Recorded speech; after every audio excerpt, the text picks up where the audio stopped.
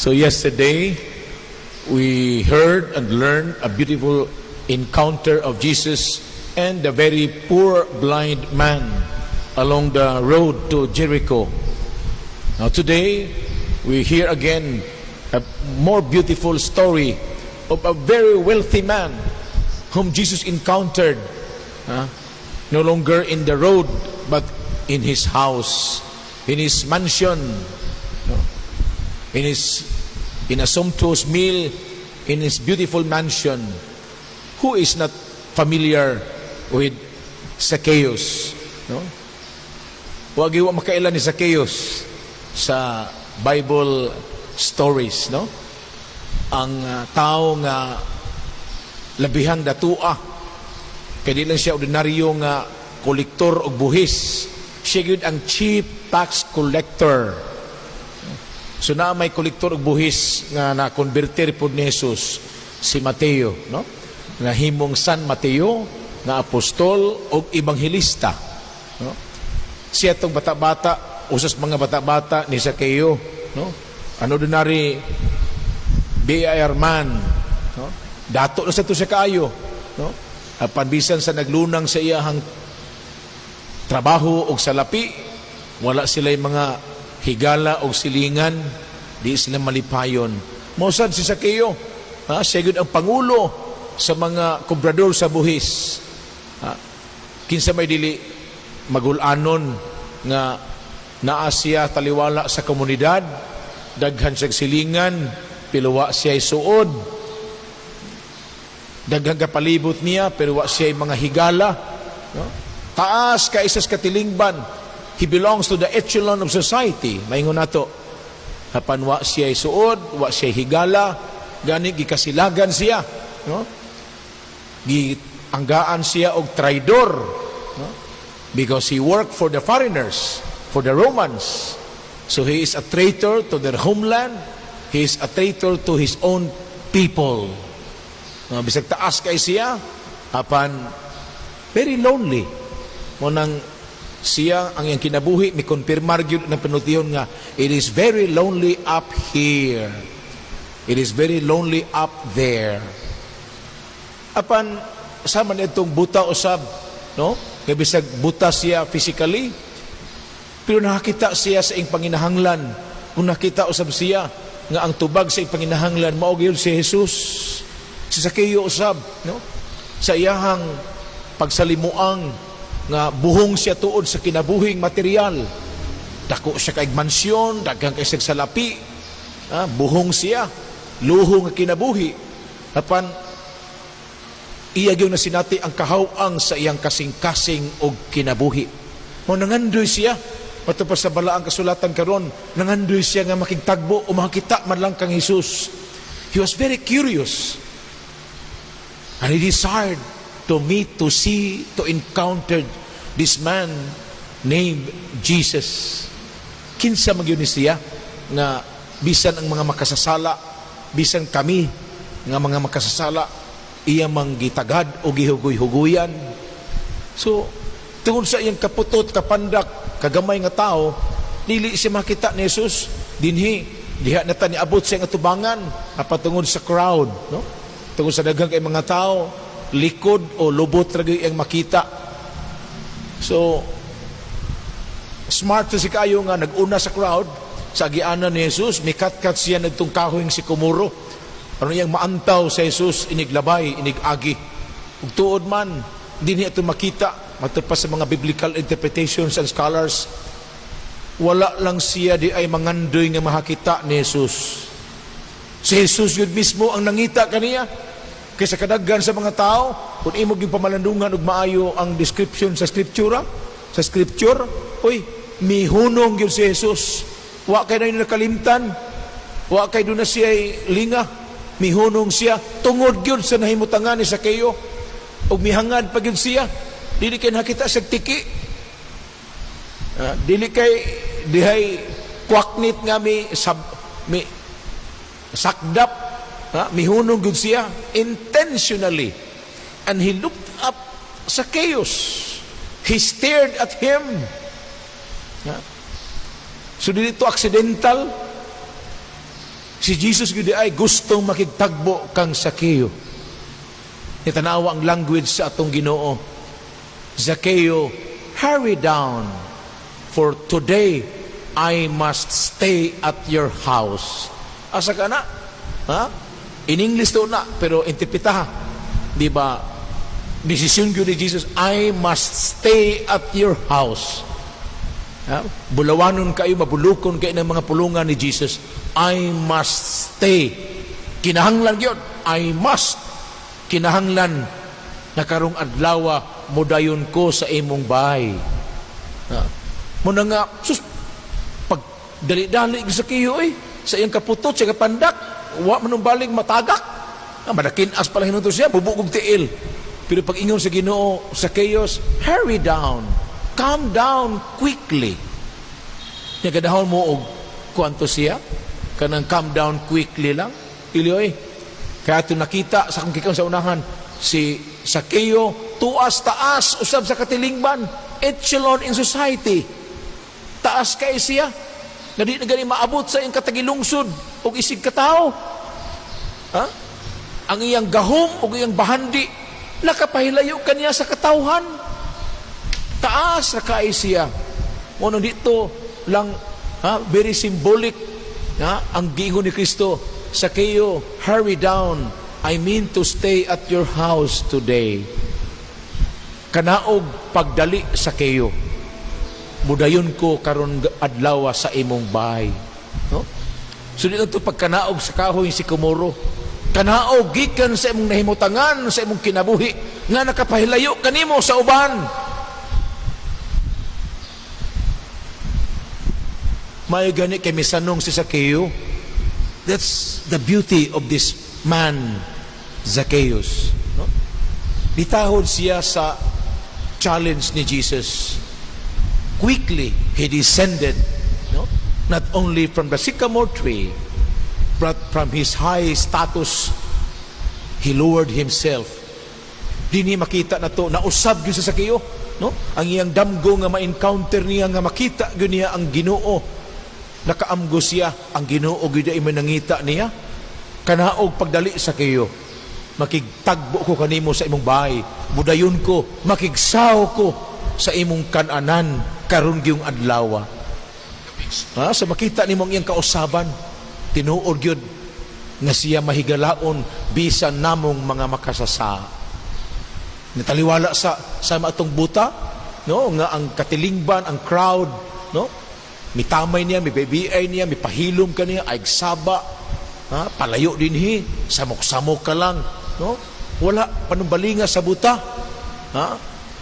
Ang mga pagbiay-biay, ang mga pagtamay, ang mga paghimaraot sa iyang katilingban. Bisan may kapansanan na siya, ug tibuok katilingban, ang itang mutabang kaniya, aron mahiduol kang Jesus. Maunin na naglugmok kaniya, ipalayo, aigsaba-saba diha, wa kay hinungdan, irritant ka ika. No, sumo sa ning katawhan. Sa pagkakita nila sa nahitabo ni Zakeo ug sa Ginoo nga nagtagbo ni sa pinambalay, nagsaw pagpangaon, tanang libak gihilamos ni Zakeo. He has gone to a sinner's house. No? Nakiguguy-hugoy siya, misaw pa gyud og kaon. Ang rabay ang magtutudlo sa usa ka dakong makasasa. So they were scandalized. No? Apan wa ka na panumbalingan ni Zakeo. Ibarog siya o mitug-an sa Ginoo. No? As if akong i-translate magtutudlo, paminawa ko. Akong giangkon ang tanan kong nabuhat nga sala. No? Ni dato ko, ni asinso ko, dili lamang sa akong kaugalingong pato sa singot. Magtutudlo, linimbungan ko kini. Gikanis mga kickbacks, gikanis mga under the table transactions, gikanis mga red tapes ug abuso sa mga kabus nga akong gipanamastamasan o gipahimuslan. Pagkanindot, we can always relate this sa atong modernong panahon, labi na sa atong mga leaders. Si Zakeo miangkon, taas na siya kaayo. Nindot uda ng motaas ta nga bunga sa atong tinud-anay nga paningkamot, pinatuan sa singot, no? Kinugihan, binudlayan sa disinti ug sa kakugi sa maayong buhat o trabaho. Padili, no? Bunga ka to sa panglimbong, ha? From customs tariffs to kickbacks, ha? To usurpations, o maybe 5-6 o uban pang mga padato sa salapi nga bunga sa dishonesties and deceits. Muna nga bisan sa iyahang tanang naabot o nakabuot, he remained lonely, aloof, and empty. Pero pagkaanindot, that was not the end of his life story. Sa dihang nahinagbo niya ang Ginoo, iyang giangkon ang tanan. He repented and he was willing to be converted by the mere presence of the Lord. He confessed, I have sinned so much, ug ang naapiki sa akong kinabuhi, nalugi sa akong pagkadato ang mga kabus.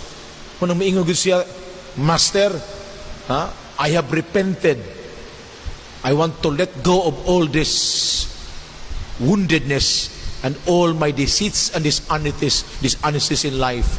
Half of what I earned, what I accumulated, I will give back to the poor.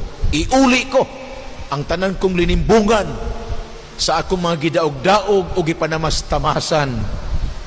Katunga ni ini, ihatag ko sa mga kabos. Kuno na pag ko'y nailad, nadaya, nalupigan, ulian ko na sila. 4 kapilo. So makita nimo nga ang iyang sincere repentance. Tinud-anay, kinasing-kasing na paghinulsol, pagbasol sa daotan niyang pagkinabuhi. Nga naman, ang Jewish law, ang Mosaic law, nag-ingon, kung ang dakong makasasala mo angkon sa iyang sala o sayop o nabuhat nga pandayaya, papasaylo siya o obligado siya nga muuli ni ini, no? So kung ikaw nangawat og usa ka baktin, iuli gyud na nimo. Kung ikaw nakapanlimbong og usa ka libo, imo gyud ang iuli. Apan dunay pakapin, pakadipenan nimo 1/5 or at most katunga sa imong gilimbong, gikuha, gidaya, etc. So kung nangawat kag usa ka baka, kung naghinulso ka, nagbasol ka, iuli gyud nimo ang maong baka og imo na kining dublihon. Duha na ka baka imong iuli. Kung nagpatanto kag kwarta, or nanglimbong ba ka, panukli or unsa diha, nagpatanto o nagpasuhol, nagpa-bribe, 10,000 ba imong nalimbong? O iuli na nimong 10,000, apan imong dublihon, so 20,000 na. Ingon ana ang balaod sa Hudyo, 1/5 na iuli or katunga. Pero niingon siya, 4 yung kapilo, 4-fold, 4 times over. Sobra pa sa gidiman sa balaod. Muna, unsa magibuti pasabot nga dayag pawa makita na to ang kasensiro, ang kamatinud-anon sa iyang pagbasol, paghinulson. Ug sama sa buta nga nakadawat sa grasya sa diha-diha, nakakita pag-usab si Sakeo usab nakadawat sa grasya sa kaluwasan diha-diha. Today salvation has come to this house. Namulong si Jesus. Karong adlaw ang kaluwasan miabot nining baya. Kining tawhana kaliwat usab ni Abraham. Kining tawhana anak usab ni Abraham. He is also a descendant, a son of Abraham.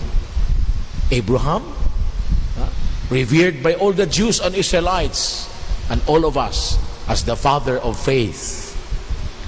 Namo na pagkaanindot og dinhi ato yung madawag ang inspirasyon sa Ginoo kay mianhi ang anak sa tao aron pagpangita og pagluwas sa mga nangawa. For the Son of Man has come to search, to seek, and to save who was lost. Hinatunta nga makat-on ang kadaghanan kita ug ilabi na ang atong mga pangulo sab, people who are gitingala nato, atong mga pangulo, atong mga leader sa atong komunidad, katilingban o bisan sa simbahan, no? Nga ang ato sa pagkinabuhi dungganon basta gibuhat o gipuy-an sa tarong og ligdong nga pagpanarbaho apan kung kita nakapuhat og salawayon ilabi na gyud ang pagpanamastama sa atong isikaingon sa mga vulnerable, sa mga pobre, sa mga defenseless, sa mga tao nga naa sa tabi-tabi. Gitawag ni Pope Francis of people in the peripheries, the nameless, the uninfluential, the powerless, the vulnerable. Ato untang maambuhan nga ang langit motuliso kayod sa mga tao. Una nga si Zaccheo modelo gayod bisa sa pagkadakong makasasala nahimo siyang inspirasyon natong tanan, no? We have also our own woundedness, we have also own sinfulness, we have also our own dark pasts. That's why the call to conversion continues to re-echo, no? And continue to recall and re-echoes to all of us. Pagkaanindot sa grasya sa Dios, nagtawag natong tanang mga makasala, pwede kaya-kayang usbon ang sibisan kinsa. Sama nitong pobre kayong buta o sama usab ning dato kayong pangulo sa katilingban. Salamat sa Ginoo na kanunay nagmaluluyon o nagmahigugmaon kanatong katawhang masalaypon.